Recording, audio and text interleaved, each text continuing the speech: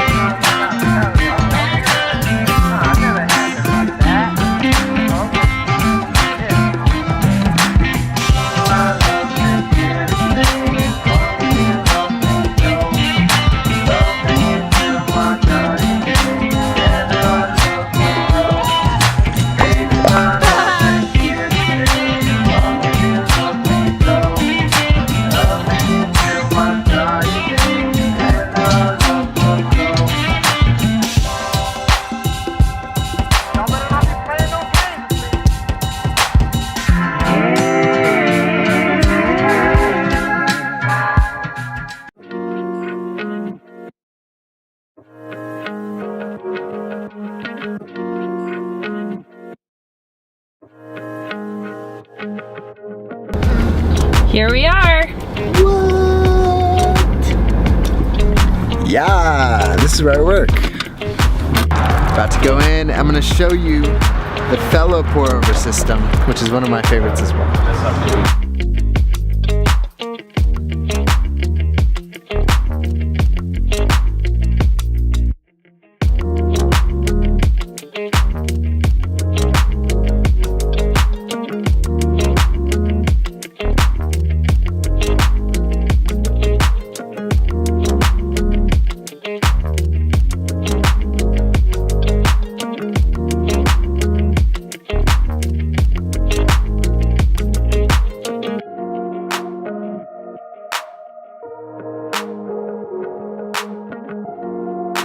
So here we are at Labarba. This is where I work, and here we use the Fellow system. So this is what Fellow uses for their vessel. It's a double-walled vacuum-sealed vessel.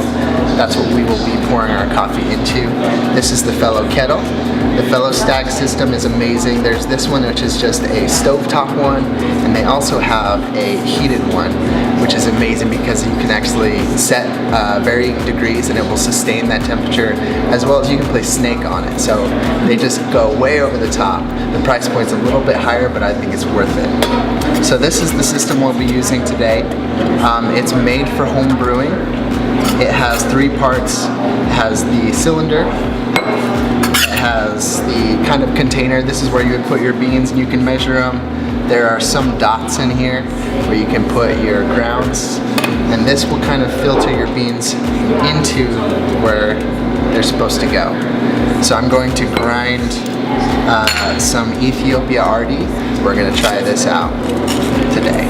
I'm going to grind it a medium grind on a scale from 1 being espresso, 11 being French press. I'm going to grind this at about a 5.2.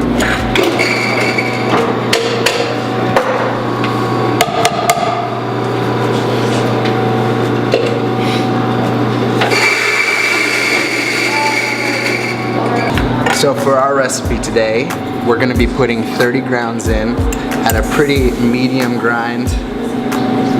If you're looking at my hand, it's a little bit finer than what we use for the Kalita Wave, but it's not so fine like espresso. So that's what we'll be using. A little trick with the Fellow system is I don't put the filter all the way to the bottom. If I put the filter all the way to the bottom, sometimes because it's a flat bottom, it can like vacuum seal, and that was the problem I was having for a long time. But then I just started lifting my filter just a little bit so it sits above off the bottom here, just a little ways so it's not touching and it doesn't vacuum seal. You don't have that problem. So I'll tare out my scale to 0. I'm going to wet my filter.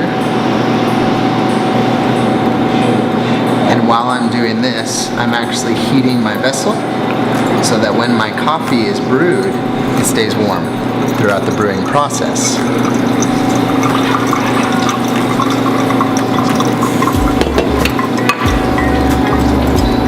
I'll let that drain out, warm my vessel, pour out any excess, put it back on top, turn this up to 0. I'm going to set this on top. This just helps disperse the grounds evenly into my filter. I like to give it a little tap. It gives me a little bit more control as I pour it in.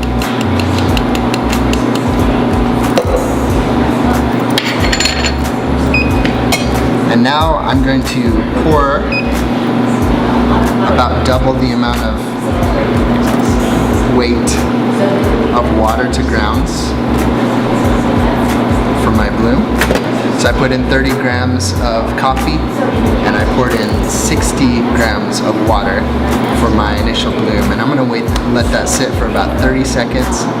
As you can see, the bubbles, we're losing our carbon dioxide in our coffee. The grounds are evenly saturating now. And as I begin pouring, I'm gonna pour a little bit higher altitude here. I'm gonna pour a little bit higher because I want to be a little bit more rough with my pour at the beginning so that I can mix those grounds and get every ground touching water as soon as possible.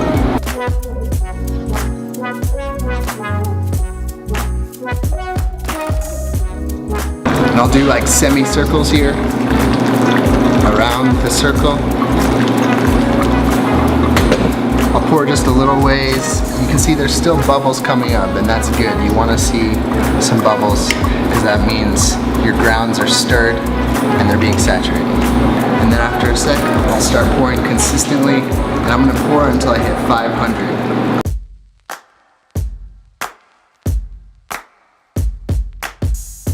And I'm aiming for 500 grams at about 2 minutes and 30 seconds.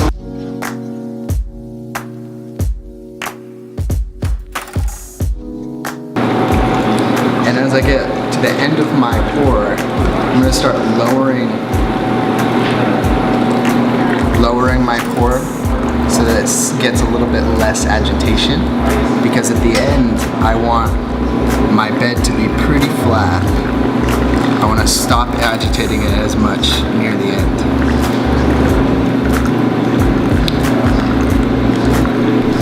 We're getting close to 500 grams and close to 2 minutes and 30 seconds. And I'm aiming for about 3 minutes and 20 seconds at the end of my pour. So now we just wait, let it drain. Sometimes with the Fellow system, you can see your drip here. You can see if it's pulling harder one side or the other. I'll just do a little correction on it so I can get a drip pretty even across. There we go. That's what you want to see right there.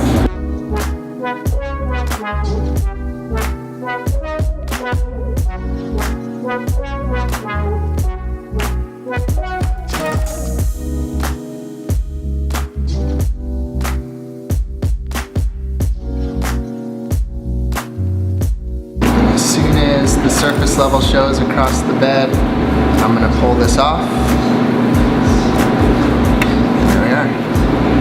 This is 500 grams of coffee, enough to share with your spouse or a friend or whatever. And this is one of my favorite coffees, the Ethiopia Arti. It is a wash process.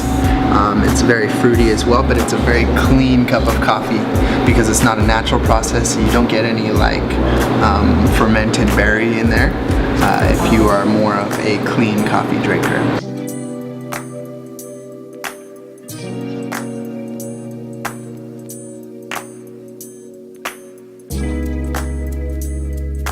So what we'll have to do with this, in order for it to cool, because this is a double-walled vessel, we're gonna have to, in order for the coffee to cool, we pour it into a cup and then let it cool.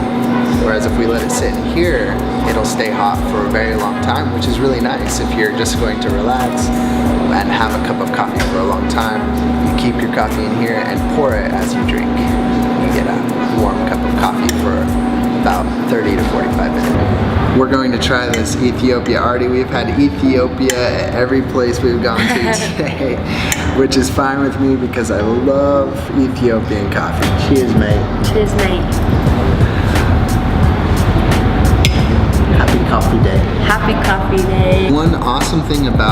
this vessel is it keeps it hot, but also you want it to cool down a little bit before you drink it.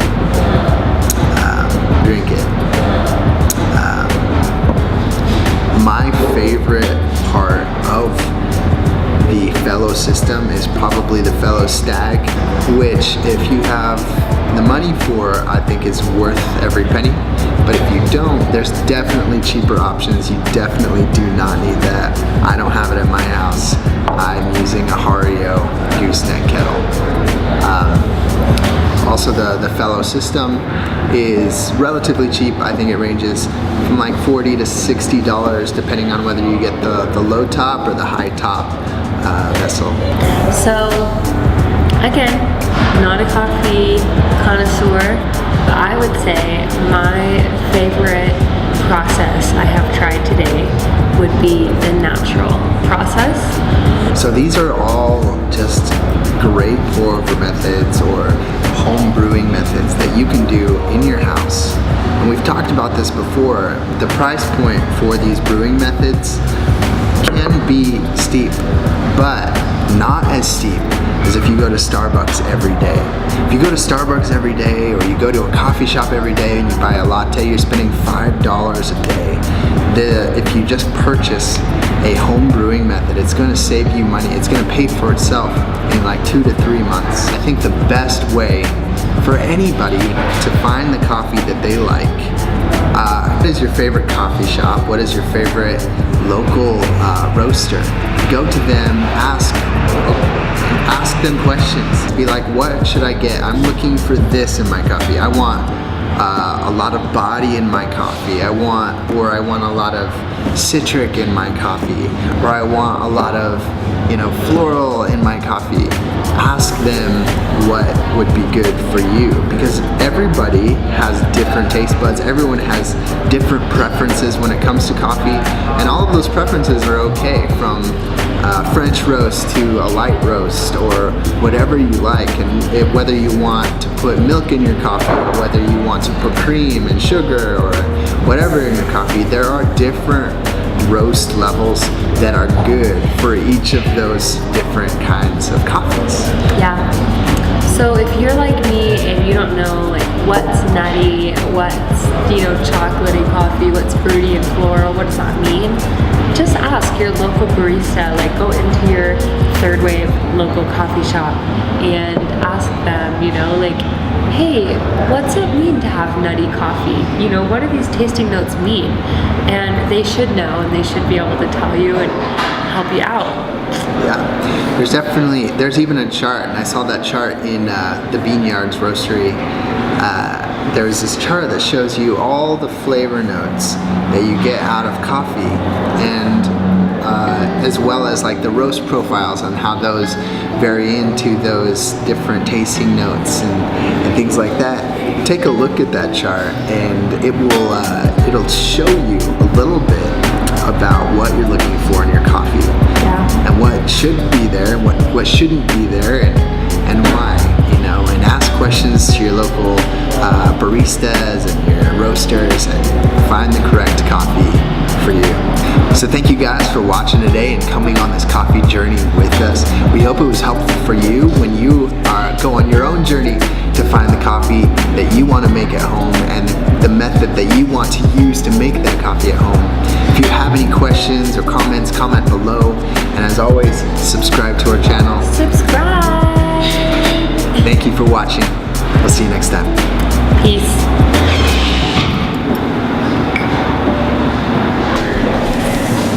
Pro tip: don't microwave your coffee. Why? It breaks down the proteins in coffee. Yes, it's really gross if you microwave your coffee. So I did though today. I microwaved mine.